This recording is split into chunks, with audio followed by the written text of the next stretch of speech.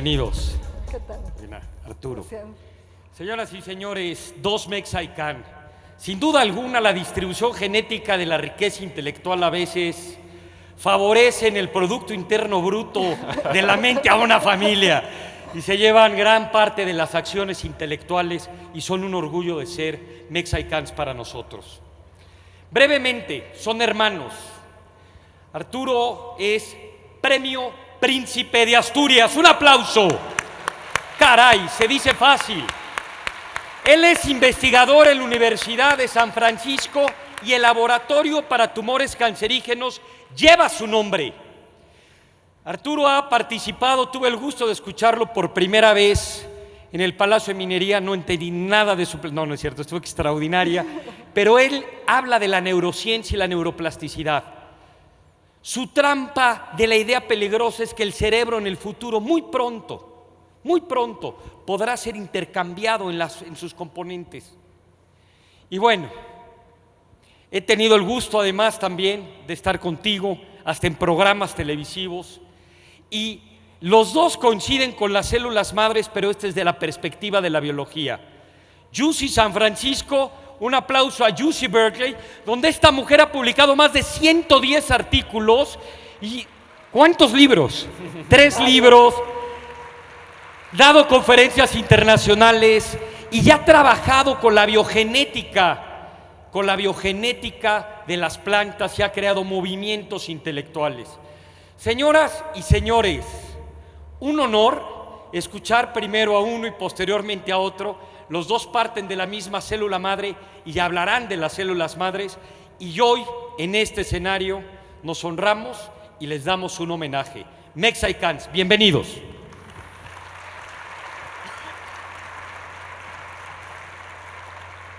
Muchísimas gracias, Puebla. Es realmente emotivo estar en este hermosísimo y un maravilloso valle bordeado por estos volcanes magníficos que también los veíamos del otro lado desde Tlalpan, el sur de la Ciudad de México, donde mi hermana y yo de chicos debatíamos ciencia y a lo mejor más tarde tendremos algún agarrón.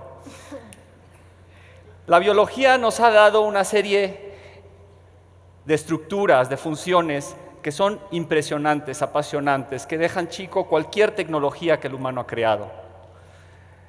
Desde la pluma de un ave, hasta el pico, hasta el ojo. Pero quizá lo más maravilloso e increíble es la formación del sistema nervioso y en especial la formación del sistema nervioso humano.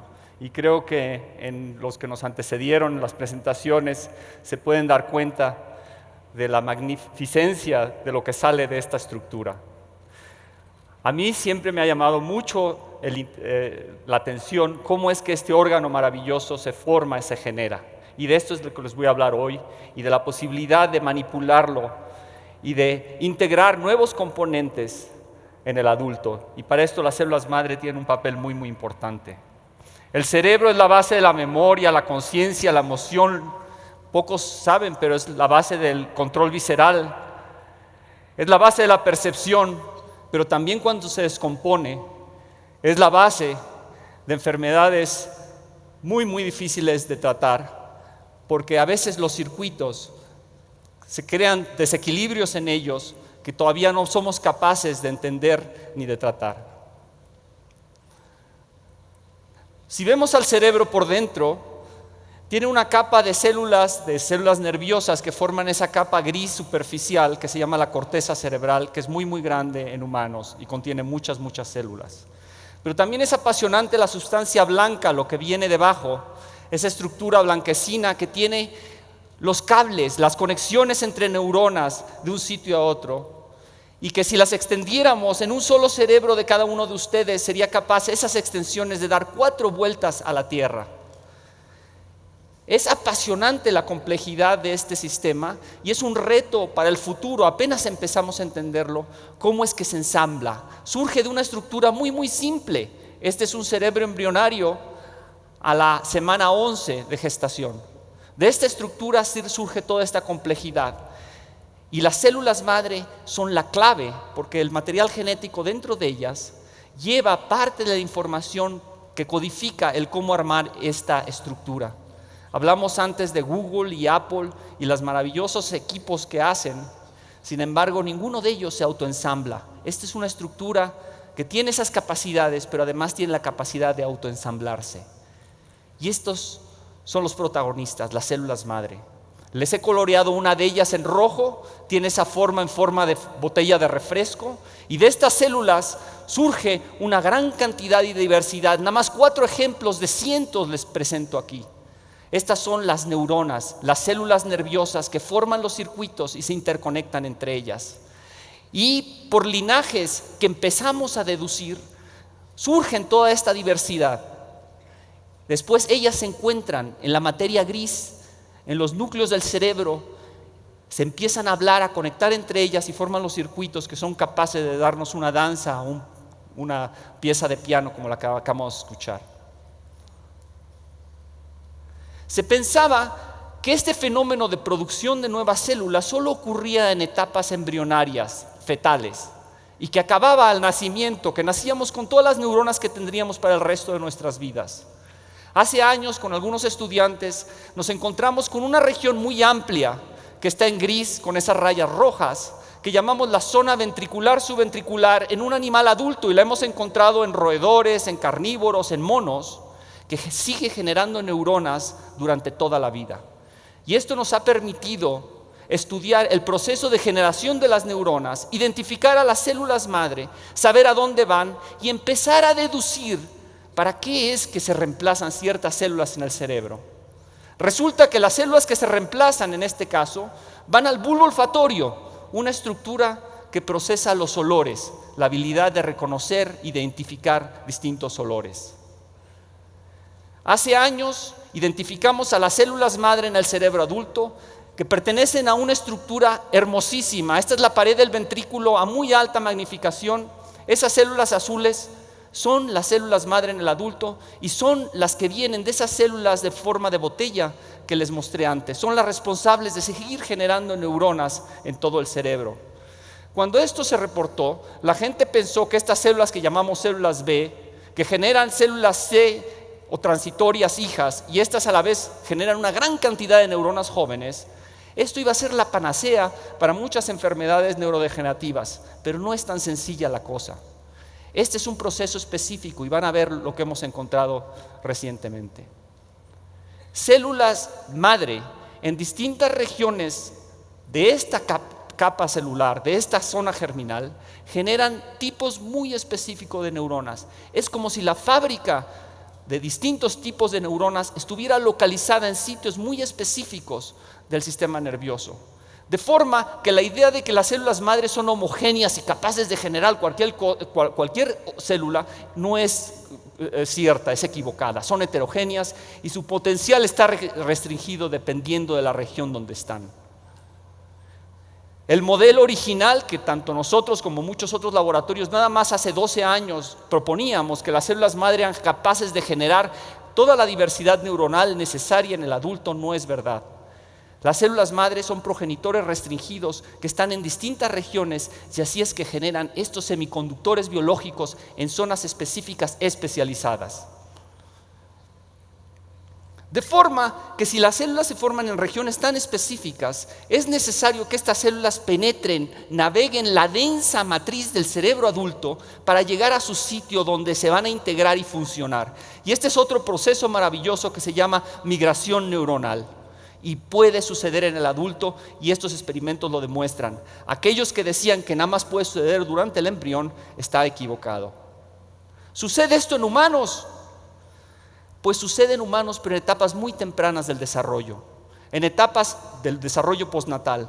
Antes de los 6 meses de edad hay una gran cantidad de células migrando y van en la gráfica, ven cómo decae su número, y son esas celulitas rojas que ven en esa pequeña tinción en el recuadro. Estas células también están en la pared de los ventrículos del humano, pero después de los 2 años de edad son muy poquitas las células que se generan en esta región del cerebro. Y Alfredo Quiñones, quien estuvo en el laboratorio, contribuyó de forma importante a estos trabajos. Encontramos que en los niños hay una generación de neuronas y una migración e integración a sitios, como les mostraré ahora, que no eran de todo predecibles, importante, y cada minuto se integran nuevas neuronas al cerebro de una criatura antes de los 6 meses de edad. Sin embargo, estas células en el humano no solamente van al bulbo olfatorio, también van a corteza cerebral. Y van a una región de corteza cerebral marcada en rojo en el niño de 6 meses, que está involucrada en el aprendizaje de relaciones sociales. De forma que la maduración de estas células, hemos propuesto, está involucrada en la plasticidad, en el cambio de estas regiones del cerebro, para permitirle al niño probablemente adquirir nueva información, establecer circuitos que vayan de acuerdo al medio ambiente que ya le rodea. O sea que no todo el cerebro ya está armado al nacimiento, se ha dejado para después del nacimiento algunas etapas fundamentales que le permiten a estas regiones tener neuronas jóvenes que pueden integrar a los circuitos. Sin embargo, a ustedes les puede parecer que el hecho de que en el adulto se produzcan tan pocas neuronas es una mala noticia para la reparación del sistema nervioso, y lo es en cierta manera. Sin embargo, el hecho de que hayamos encontrado que células son capaces de migrar e integrarse en circuitos ya organizados, abre la posibilidad de que algún día seamos capaces de meter células en zonas del cerebro donde células normalmente no van.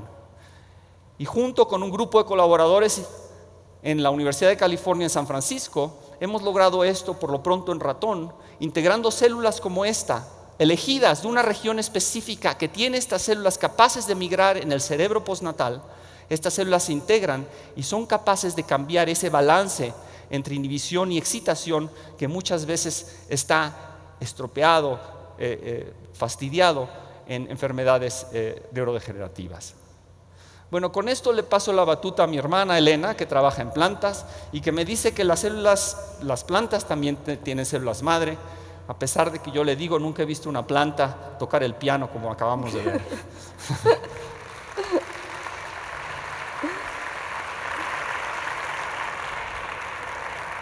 Bueno, pues ciertamente que Arturo me ha dejado un reto pues gigantesco. Y ese reto es convencerlos de que las plantas, a pesar de que han sido catalogadas como seres muy inferiores, nos pueden servir muchísimo para desentrañar las bases genéticas y la dinámica subyacente a la diferenciación celular y a la formación también de alteraciones del desarrollo como es el cáncer. Seguramente, prácticamente todos acá tenemos familiares cercanos o lejanos que han sufrido esta enfermedad, pero estudiar esta enfermedad compleja en un órgano tan complejo como el cerebro es muy difícil, sobre todo si queremos entender a los genes. Y a pesar de que en el Renacimiento se pensaba que las plantas estaban allí al fondo, muy cerca de lo no vivo, sabemos hoy que las plantas y todos los seres vivos que pueblan la tierra son igualmente evolucionados. Entonces este majestuoso árbol de secuoya es tan evolucionado como cualquiera de nosotros, como cualquier ser humano.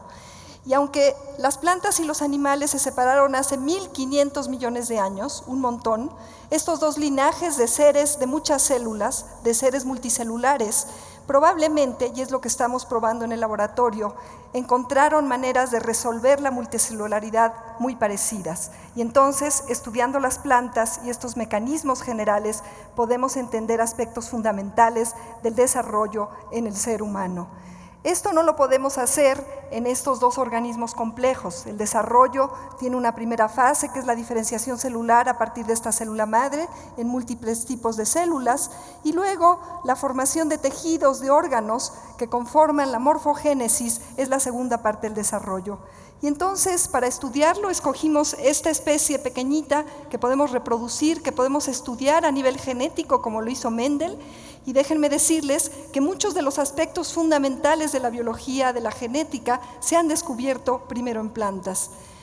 Y como ustedes verán aquí, esta pequeña planta va germinando y rápidamente podemos ver que en su desarrollo integra información no solamente de la que le viene de adentro, de los genes, de las interacciones celulares, de las interacciones con los tejidos una vez que estos están estructurados, sino como ven ustedes, la raíz toma la dirección de la fuerza de gravedad y esto quiere decir que también las fuerzas físicas son importantes para entender cómo emergen estos órganos maravillosos como el cerebro, pero que en una plantita podemos estudiar de una manera dinámica y mucho más clara. Y como ven ustedes, la parte aérea va creciendo justo en la dirección contraria del eje de la gravedad, pero además también vemos aquí como el agua, sentida por la raíz, que Darwin llamaba el cerebro de las plantas, rápidamente responde a cambios en agua. Van a ver ustedes cómo la planta sufre y luego se recupera.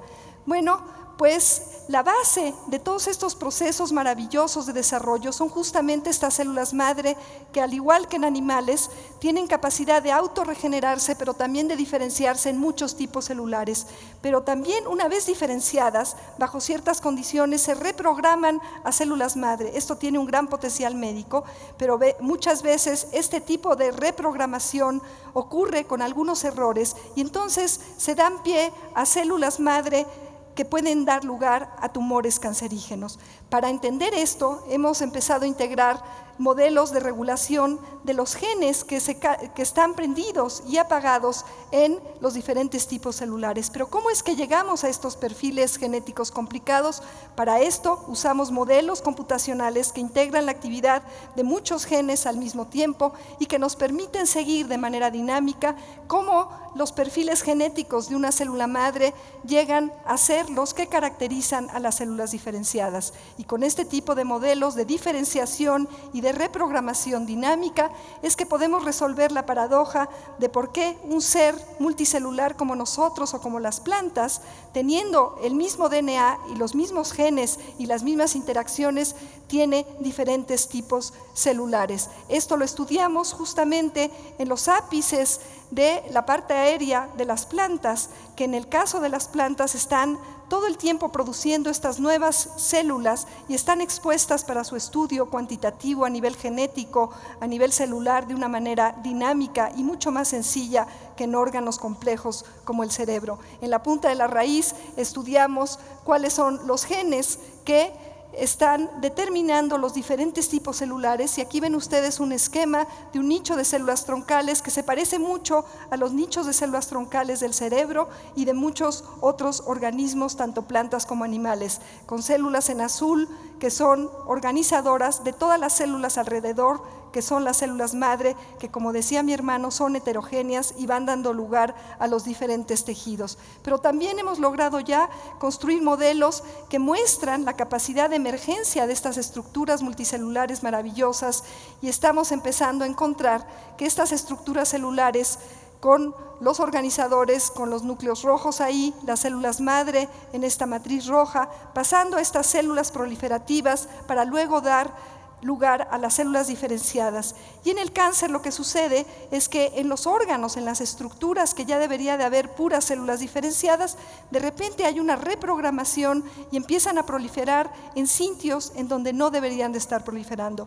Pero el hecho de que las estructuras celulares y de los órganos sean tan parecidas entre plantas y animales, aunque ustedes me dirán, bueno, ahí tiene algunas otras raicitas pintadas en verde, en azul, en amarillo. Bueno, no, esos son asas del intestino en donde se origina un tipo de cáncer muy importante, que es el cáncer de colon, y que tiene una estructura, este nicho de células troncales, muy parecido justamente a los nichos de células troncales en plantas.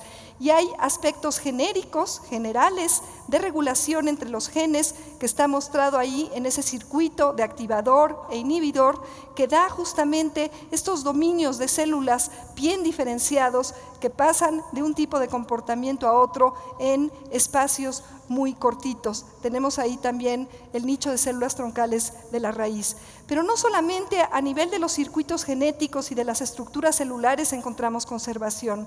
También hay genes que mantienen funciones muy parecidas en plantas y animales. Aquí les muestro un tipo de cáncer muy terrible que se origina por la mutación de un gen que se llama retinoblastoma y que afecta el ojo, y del lado derecho una raíz alterada por el mismo tipo de mutación.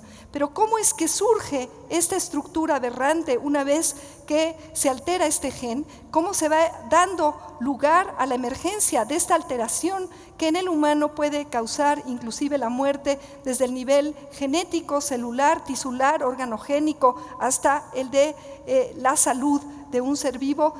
Todavía no lo comprendemos, pero en plantas podemos integrar todos estos aspectos y tener una visión mucho más holística, mucho más sistémica, y entonces estar en la posición de poder proponer terapias y medidas también de prevención, porque ahora sabemos que el cáncer en muchos casos no es una enfermedad genética, sino es una enfermedad compleja con un componente alimenticio muy importante. Pero no solamente en medicina es importante tener este enfoque sistémico, también en agricultura. Y por eso es que yo pienso que la transformación genética que se ha basado en generar transgénicos solamente alterando a ciegas genes particulares, creyendo de manera ya muy obsoleta que estas alteraciones nos van a permitir predecir efectos claros en las plantas con beneficio agrícola, es muy peligrosa. Esa sí es una idea muy peligrosa, pero en el mal sentido del peligro. Y entonces los quiero dejar yo con una pregunta que no considero peligrosa, pero sí considero muy pertinente y muy urgente. ¿De veras estamos dispuestos a dejar que se liberen los maíces transgénicos en nuestro país, que es centro de origen y diversidad de esta maravillosa riqueza que es la base de nuestra alimentación y de nuestra cultura? De hecho, el maíz se originó en Puebla, en un lugar muy cerquita de aquí, pero también se originó en muchos lados de México, y hoy sabemos, gracias a los datos de Conavio, que todo el territorio nacional es centro de origen y diversidad. Necesitamos una tecnología agrícola mucho más integrativa, mucho más sistémica y mucho más adecuada a las condiciones biológicas y culturales de nuestro país. Muchas gracias.